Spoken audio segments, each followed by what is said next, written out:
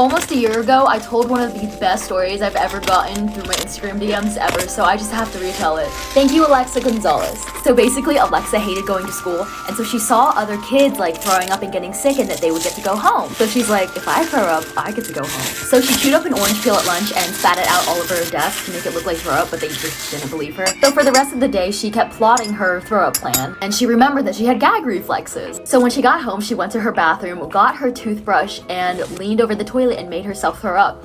And then she was like, there's the throw up, but how do I get it to school? So she gets a Walmart bag and scoops out the vomit from the toilet and puts it in her backpack for the next day. So the next day at school, they were at this rock wall that they like to challenge each other with to see who can get up the highest and then jump the farthest. And she forgot she had a full bag of Walmart vomit in her backpack, and so she kept it on. And so she jumped off, she landed on her bag, and it was an explosion of vomit everywhere.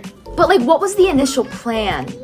This is why you can never trust anyone, not even the man that your mother marries. Thank you, Jake, for sending me your story, and I'm sorry for everything that you've been through. When Jake was 6.5, his father died, and his mother ended up getting remarried to this guy who was a drug dealer and ended up becoming one of the biggest drug dealers in the surrounding cities. So he moves in with Jake and his mom, and he started off by selling weed from their house. And you know, Jake has lived in this house his whole life. He's only 6, and this random man comes in and starts changing up his whole life. Jake's father started doing way better in the drug community, and he started to think to himself, you know what? I could be doing so much better. So he hired a bunch of people to make crack, cocaine, heroin, and PCP for him, and started selling those as well, and his power just kept building. He was making so much money that he was buying himself new cars, and he would end up crashing them within a month of having them. In the 4.5 years that Jake lived with him, he seriously went through about 30 or 40 cars. He would get Jake video games and really whatever he wanted just to buy his love, while he was also getting his mother high and selling drugs in the living room at the same time. There is so much more to this story. Part 2 is coming right now. Part 2 of Jake's drug dealer stepdad. You guys have no idea what is in store for you. Jake's stepdad is now this huge drug dealer. He's selling heroin, crack, cocaine. He's trying to buy everybody's love, and he's getting Jake's mom high at the same time. Jake's stepdad wanted to make even stronger drugs, so he needed somebody to test it on, so he chose Jake himself. And Jake at the time was only 7 years old, so his stepfather was drugging him and almost killing him multiple times. No, seriously, there was this time that he went to the hospital and his heart stopped for 14 seconds. You would think that'd be a wake-up call, but no, he still went home and gave him more drugs. Then one day the cops come to Jake's house and they catch his stepdad in the barn with a shotgun, and normally this would be okay, but he was on probation. And if you're on probation, you can't have a gun. When the cops were looking around the barn, they found a hidden room, and in there was a safe full of drugs and cash. So he goes to jail to get prosecuted, and at this point, Jake is going to go live with his aunt and uncle that live in a different state. A few months later, Jake gets the news that his mother died, so he flies back home to help his grandparents cope. Sorry guys, part 3 is coming right now. Part 3 of Jake's drug dealer stepdad story. So Jake's stepdad finally goes to jail, he gets prosecuted, and then Jake goes to live with his aunt and uncle in a different state. And a few months later, he finds out that his mother has died, so he flies back home to help his grandparents cope. And I don't know what Jake was thinking at this time, but honestly, I probably would have assumed that she died from like a drug overdose or something. But it turns out that she had been shot in the head. So after long hours of this investigation and talking to cops, they find out that she was holding the gun in her left hand, but she shot herself in the right side of her head. Now that doesn't make any sense, because if you were left-handed, you would have shot yourself on the left side of your head. And the other thing was that she was not left-handed, she was right-handed. So this led to them opening a bigger investigation and trying to find a suspect, in which they found out that somebody had been holding her hand while she was holding the gun and forced her to shoot herself. So she had been murdered. So when the cops found this guy, they had to drag him out of a crack house and bring him down for questioning. Turns out Jake's stepdad hired this guy to kill Jake's mother, his wife, so that his secrets wouldn't get out. Part 4, last part, is coming right now.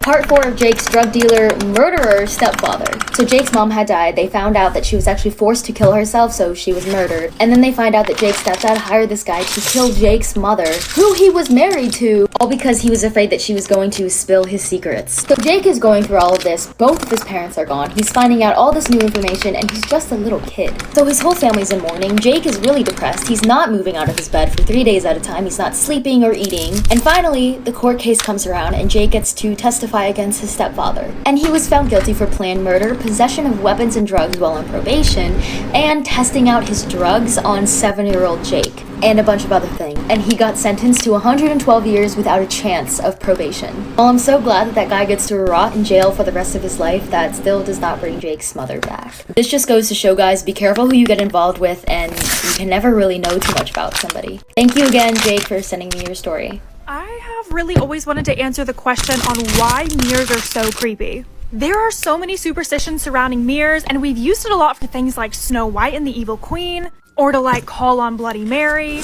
And just a few months ago, there was this TikTok trend going around where basically you would take this animation effect that a lot of people were using for photos and you would use it on your own reflection. A lot of people were saying like, hey, you shouldn't do this. You might be opening a portal, or that's not really even you in the mirror, which sparked an entire other trend. People would walk up to the mirror and they would say, you are me, I am you, and this is my body. And then they would wait and see if their face shifted at all. And for a lot of people experiencing this, their face did shift, which definitely gives me the creeps and kind of makes me think of The Tethered and Us. As unsettling as it is to think about, do we have another version of ourselves out there in another parallel universe? And is this accessible through mirrors? And do Bloody Mary and the Candyman actually show up when you chant their name? When I was a kid, I was literally so scared that I would accidentally summon Bloody Mary, like just by thinking her name 3 times in a row if I went into a dark bathroom. As a kid, mirrors and windows kind of represented a doorway and suggest the notion that something could be on the other side. But the thing is, if you've ever actually played Bloody Mary or Candyman, there's definitely something you should know about called the Caputo effect. Giovanni Caputo did an experiment in 2010 where he took people into a dimly lit room for an extended period of time, had them stare at their own reflections, and they would all see strange face illusions. These descriptions include seeing huge deformations in their own faces, seeing the faces of alive or deceased parents, and archetypal faces such as an old woman, a child, a portrait of an ancestor, animal faces, and even other monstrous beings. The dim lights cause sensory deprivation, and then we fill it in with imagination.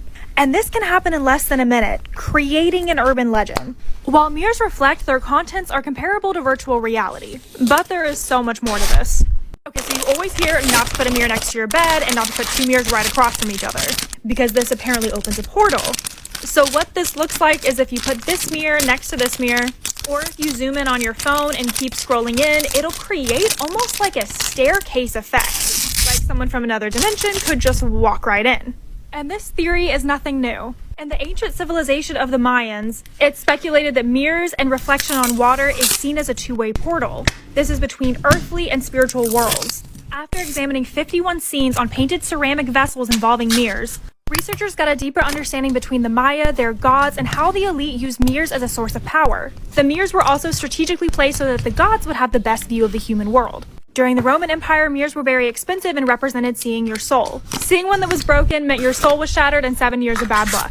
Women used it in the Middle Ages to see if they could see their future husbands. And in some cultures, mirrors are covered after death in a family, because demons lurk after tragedy. So you're watching this multi-part series about mirrors right now as we speak, and say you decide to stop watching it now, well, there could be another you in another universe that finishes watching these videos, all simultaneously in this moment. Even Stephen Hawking was a huge proponent of the multiverse theory. So are we mirrored with another universe? Because there's been no substantial evidence against it. The Institute of Theoretical Physics said that a mirror universe was probably created during the Big Bang. 2 symmetrical universes were formed parallel. And physicists came to the conclusion that an antiverse must be extremely similar to our own, but not an exact copy. The one where we live, time is linear, and the other one, time goes backwards. Basically stating that this theory, you wake up after death and go all the way back to your mother's womb. Crazy to think about, right? But I really don't know if it's accessible through a mirror. What are your guys' thoughts on mirrors and portals? On my Instagram, I have the true case behind Candyman, and on my YouTube, I have my own haunting that has to do with mirrors. I'm convinced my neighbor is a serial killer. Story time. So I have this really creepy neighbor, and we always catch him doing these really weird things. Like, for instance, we saw him coming out of the woods late at night covered in dirt. He even got the police called on him once because he was peeking through our other neighbor's window. Like, the man is just really weird. So a couple nights ago, it had to be like 1 in the morning. My family was woken up by loud banging on the door. Now, we're all freaking out, so my dad goes to answer the door. But when he opens the door, my neighbor is standing there, and he was covered in what looked like blood. So my dad obviously questions him, and he's like, what do you want? Like, what are you doing here? And my neighbor's like, oh, sorry, I thought your kids would be home alone. I just came to check on them. Well, my dad was not liking that answer, so he started arguing with the man. My mom ends up calling the police. When they got there, they couldn't even really arrest him because he didn't do anything wrong. And I was like, what about the blood? Guys, it's summer, so if you're looking for some inspiration on what to do when you take someone out on a date, look no further. I got you. First up, mini golf. It's cheap, it's easy, and it's fun. Second off, kayaking, I guess, is also another one. It's not so cheap or easy, but it's sometimes fun. Take over Poland. Go to the zoo. Animals are cool. And lastly, this is a sign that you've been waiting for. It's time. Sacrifice an infant.